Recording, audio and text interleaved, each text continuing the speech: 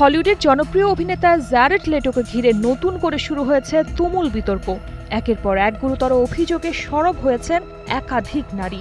বিবিসির এক অনুসন্ধানী প্রামাণ্যচিত্রে উঠে এসেছে যৌন নিপীড়ন, গ্রুমিং ও অপ্রাপ্ত বয়স্কদের সঙ্গে অনৈতিক সম্পর্কের মতো বিস্ফোরক অভিযোগ। তবে সব অভিযোগই সরাসরি অস্বীকার করেছেন অস্কারজয়ী এই অভিনেতা।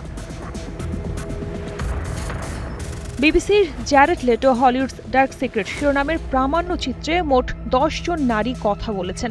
এর মধ্যে ৪ জন প্রকাশ্যে লেটোর বিরুদ্ধে যৌন নিপীড়ন, যৌন হয়রানি ও গ্রুমিংয়ের অভিযোগ তুলেছেন। তাদের দাবি ২০০২ থেকে ২০১৬ সালের মধ্যে এসব ঘটনা ঘটেছে। অভিযোগকারীদের বেশিরভাগই তখন কিশোরী ছিলেন। একমাত্র স্মার্ট সিটি বসুন্ধরা, আধুনিকতায় এক ধাপ এগিয়ে।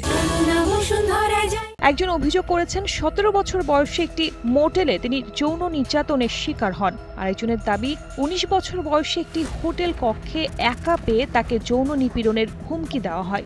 অন্য একজন বলেন ১৭ বছর বয়সে ল্যাটোর সঙ্গে তার শারীরিক সম্পর্ক হয়েছিল, যা ক্যালিফোর্নিয়ার আইন অনুযায়ী অপরাধ হিসেবে বিবেচিত হবে।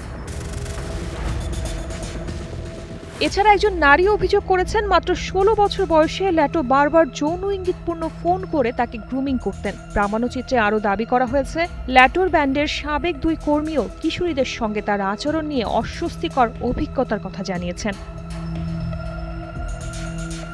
তবে সব অভিযোগ নাকচ করে জ্যারেড লেটো বলেছেন, আমি জীবনে কখনো কাউকে যৌন নিপীড়ন করিনি। এসব অভিযোগ সম্পূর্ণ মিথ্যা। এখন পর্যন্ত এসব অভিযোগের বিষয়ে আদালতের কোনো রায় হয়নি। শার্লিন সুমি, কালের কণ্ঠ।